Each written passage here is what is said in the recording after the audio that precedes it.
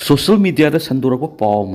मारागी लाल्हौबा MTC MDF की लानमी सोपदगी आइजोल हॉस्पिटल लेकटना लेरक्पा लेखिद्रे हैरी माकी ममिंगना पावंगो रा कौबे हैरी माक ट्रेनिंग इंस्ट्रक्टर लोइनना माकना हिंगलिंगे मतमदा PDF जोलेंसु ट्रेनिंग पिरमी हैरी CDF का कापनाबदगी सोक्तुना लेखिदबने हैबा पाव मोथदोरली सबसाबा पाव मैम पुनंगामिनसी कुकी खुल संगलुब मीते हलमा पुलिसना पुथोरखरे मिनुंगसी येंग पुलिस सिनखीबन मतुंग लमहेंदुन कुकी की लमन संगसिलगबदी येंगदुन लैरो हैन कुतुन फुंदोक वाफुम खर मैम तेंदन थमजगे सकमाई मखा लेकाइदगी मसागी से यंख हेलाब युमजा अंगम अपोक्पा अंगांगजो अंगम कोब मिवेमा ngarang ayuk bus tongduna satpada kuki na namna tawa saprai mana yoksilambadagi mahakpu tekta kaidana police na masagi imung munungi miyoisingda sinna krena pawng khatari amaromdana committee on tribal unity kotuna thaduraki bisirolamadana yumza angom kauba sakmaidigi mitayama kuki jogi territory lansilaki aduba miyoibigi minungsi yanglaga mahakpu asu angam yohondana police kauraga sinakre matung darakpada lamhenduna buffer zone lansilda sangsilaga bitumini yengduna lairensu section wafam thalakli oidana security force na buffer zone section anga सिंबिनबसु कोतुना फोंदोरकली सना गिल्लिक कोन हुरान बनी हाइबसिंग फाखरे मी अतोपसिंग लैतबिगी तंजा येंगलग Imphal waste district की सेगारो तखेलंबम लैकाइदा लेबी अहल ओइरबी अमद सना गिल्लिक कोन सिंग हुरान की हैबा none Manipuri अनिंग से युग फखरे थास की तरा हमदोइदे थोकिबा थाउदो दुगा मरी लेना पुलिस ना थिगतबिगी थबक सिंग चथरक पकलोइना मियोय अनि दो हता गोलापति लेबा आसान युम लेरमदगी फटखिबने मखोय सिंग अदुदी बिहार की बगलपुर की दमेंद्र कुमार सोनी सैनी फुबुतर अमसुम वेस्ट बेंगल की मालदा की शंकर सोनी सैयंखैनी मखोय अनि पोट योनबा लाकलगा मी लेतब तंजा अहल ओइरबी अदुदी सना गिलि कोन सिंग अदु हुरान खिबने हरि मेम अर्जुन तालानवी ने करेनी फोर्स की मकुतिगी डेमोसो टाउन खुदुम संसन ngamkhre हरि मेमर हुंता लानमी ने करेनी स्टेट की मनुंग लैबा डेमोसो टाउन करेनी फोर्स की मकुतिगी अमुहना खुदुम सन ngamkhre ऑपरेशन यान नाइंग मीन की मखर मेमर हुंता लानमी ने नुमित तरागा तुरुनी सुना करेनी फोर्स की खुथोंगरबा मतुंगदा यामना मरुएबा डेमोसो टाउन तो मुहना खुदुम संसन ngamkhibani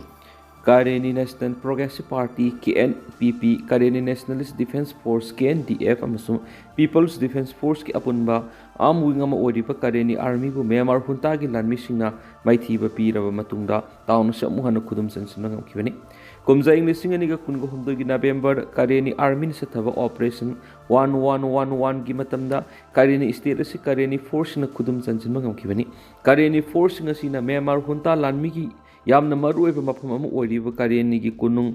लोइकाव खुदुम संसिन थमखिबनी करेनी आर्मी की जनरल कर्नल फोन नाइंगना इरावादी न्यूज थमलकपा वरोलमदा करेनी फोर्सिंग हौजुक फावा डेमोसो टाउनशिप की यामना मरुएबा मफमसिंग खुदुम संसिन लैरि हैरि मेमर हुंता लानमीना डेमोसो टाउन की अवांग थांगबा सरुकता लैबा ननमेथोन लौसनबा ngamnaba करेनी फोर्सिंग अकन ममोंगना खुथोकनाबगा लोइना हुंता लानमीना पुरुषो टाउनशिप लौसननबा खुमांग्यांगना संगसिलक्ति हैरि करेनी फोर्स की लान सरुक यारिब लानमी अमना फोंदोरकदा मेमा लानमी की मसिंग यामलाबा लानमीसिंगना ननमेन थोन मनाक्ता लैबा फोरमाइन लौसननबा अकन ममोंगना संगसिलक्नबसु करेनी फोर्सना हुंता लानमीसिंग अदुबो संगसिलक्पा ngamdanaba अकन ममोंगना थौरांग तौदुना लै हाइदेनिसु पाउसना मखतारि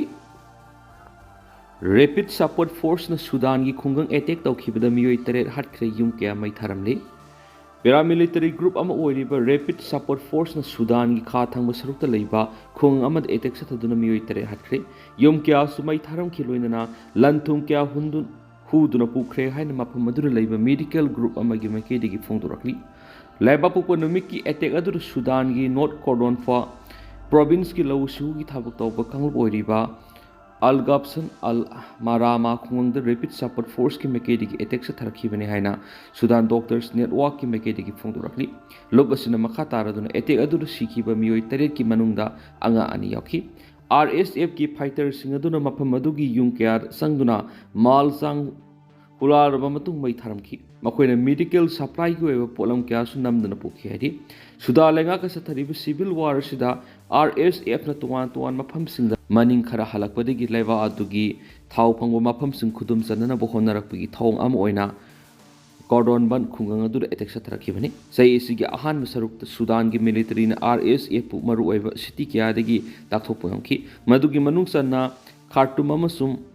ओमदुरमान सिटी यावरी ममांग थादा RSF ना सग अलनुम खुंगंग द मियोई समरिगे यंखै हेना हाट लेख्रबने हनिसु पाउस पलकली कंगलैपा की मैरागी एडिटोरियल मैमना थमजरी पॉलिटिकल पार्टी अमग हुन्नतुन सैनबगी मुहुत्ता मणिपुर कन्ननब थौदांग लौमिनबना सुंगनी मणिपुर असि कांखोंग साइब मपी मपा लेत्रब लमदम अमगुमना लेरकलिब असि सही अनि हेलकले हैबसि मणिपुर मियाम अमसु मणिपुर मियाम की मिहुत ओइना लेरिबा MLA सिंगना खंगलबनी अदुब मणिपुर थोक्लिब लान असि लुसिननब होनबदा ऑल पॉलिटिकल पार्टी की ओइबा मिफम पांथोक्तुना अपुनबगी थौना लिंगजेलदु अमत ओइने सगतुन होनबा हाइबदुदि यामना थापना थंबगुम तौरे मसिगी मुहुत पॉलिटिकल पार्टी सिंगी मरक्ता हुन्नदुना सैना ngangnabigi lamda sathrakpagum tawribasi yamna sumdabani political party अमग हुन्नबigi मुहुत्ता मणिपुर कन्ननब थौदांग लौमिनब सुंगनी हंदक कांग्रेस अमदि BJP पॉलिटिकल पार्टी अनि की मरक्ता मिमांग थोनो हुन्न सैनबगी थबक साथरकपा सिदा लेबाक मियाम अतुकी मतिक नुंगाइतबा हाइबदु ओइदि हौजिक मणिपुर की ओइरिबा फिबम असिदा मणिपुर की पॉलिटिकल पार्टी अमग हुन्नदुना मराल सिनगदब नति लमदम असिगी लेहाउदा सौरकपा राजनीति तौरिबा मियोइसिंगना मरैबाक नुंसीबा हाइबदुना मांगना थमदुना लैखा तारबा मरैबाक मणिपुर असि येकनबगी मखुतगी कन्ननबा पुना थौदांग लौमिनबा सुंगनी हौजिक फाउबगी ओइनदि मणिपुर थोक्लिबि इरांग असि लुसिननबा होनबदा भारत लेंगाकनसु लौफम तौबा थौदांग अदु लौदुना लैरि अदुगा opposition party ओइना लैरिबा कांग्रेस की मैकेदगिसु इरांग असि लुसिननबा लैजबि थादुना भारत लेंगाकता तक्सिनबा अदुसु मियामना उबा फंगद्रि असुमना BJP अमदि opposition कांग्रेस अनिना मरैबाक मणिपुर कन्ननब थौदांग असि लौमिनदुना लमदम असिदा पोकपा इ मरिगी इसिल इनाउनी हैबदु फाउबा काउथोक्तुना येकनबा अमगु मिमांग थोना अमग हुन्नदुना सैना ngangnaba haibasi मियामना अपाम्ब नति हाइबसु खंगफम थुइ मणिपुर हौखिबा सही क्यागी ममांगदगी राजनीति द खोंगदादुना मसाना मसाबु मसक नायबा राजनीति वालानी हाइदुना मिखलगी मतमदा मिरेप ओइना सोंथोरकपदगी बोट काखिबा क्या अमा यावख्रे लोइनना मखोइना मियामगी मिहुत MLA अममम ओइना लैरिंगे मतमदा करी करम सिंथानिगे ओइबा थबक पांथोक्लमी हाइबदुसु ngасigi मिरोल सिना मनुंग थिना अदुमक खंगलिबनि अदुबा पुनमा सि काउथोक्लगा लमदम असिदा पोकपा इगी मरी ओइरिबा एखोइ मसेलगी मरक्ता राजनीति की लमदा हे खुंगदाखिबगा शक्ति पाइनबा होनबदा अमग येकनबा अमगी मतौगुमना हुन्नदुना सैना ngangnaba romda मिमांग थोना सथरकपा यामना लाली हाइना खलि तोंगी योमोरल ओहौगदोरिबा अखोइगी नहारोल सिंगना मखोइगी लमचत सजतसिंग अदु तमजनिंगाइ ओइरिबरा ओइदबरा हाइबदसु राजनीति तौरिबा सिंगना खंगफम थुइ हाइना खलि हौजुमकी ओइनदि मियांगी मिहुत ओइरिबा MLA सिंग लैना मणिपुर पॉपुलर गवर्नमेंट अमा सेमबा ngamdaba हाइबदु ओइरि BJP की MLA सिंगना मेजॉरिटी ओइदुना लैरि मखोइना अनौबा लैंगा अमा सेमबा हाइबसि अराइबा ओइरि लैंगा अमा सेमनबगी MLA मसिंग अदु हेंदोकना लैरि अदुबो ngasibu afauba BJP MLA sing fauba amatu oina chungsinaba ngamdabadagi anoba laiga ama sema ngamdabani haibasi laibak miyamna mayek singna khangi maduna BJP gi MLA sing da laibak miyamna kari khalamgani nungsiramgadra warauramgadra haibadasu BJP gi MLA singna khangpham thui aduga opposition oiriba congress ki makeidigi su opposition gi oiba lokham tokpa thaudang adu chapsana loba ngamnaba manipur kannanaba thabak tarang pangthokpa ngamnaba hotnaba sungani मधु नतन मणिपुर मियाम असुकी मतिक वारबा मतम अमदि Manipur कन्वीनबा कनामत लैतबगी मवोंगदा लैरिंगैगी तंजासिद BJP अमसुंग Congress अनिगी मरक्ता Mimang थोनो हुन्नबा अमदि जैनबा सि यामना लाली मसिगी मोत्ता मरैबाक मणिपुर कन्ननबा मणिपुर लैरिबा पॉलिटिकल पार्टीसिंग अमतोइना पुनसिन्दुना थौदांग लोमिनबा सुंगनी हाइबसि खंगफम थोइ हाइबा कंगलैपाकी मैरागी एडिटोरियल मैम स्पेशल कंटेंट मैमदा मखातना लुसिलकपोइना मैमदा थमजरी अदुगा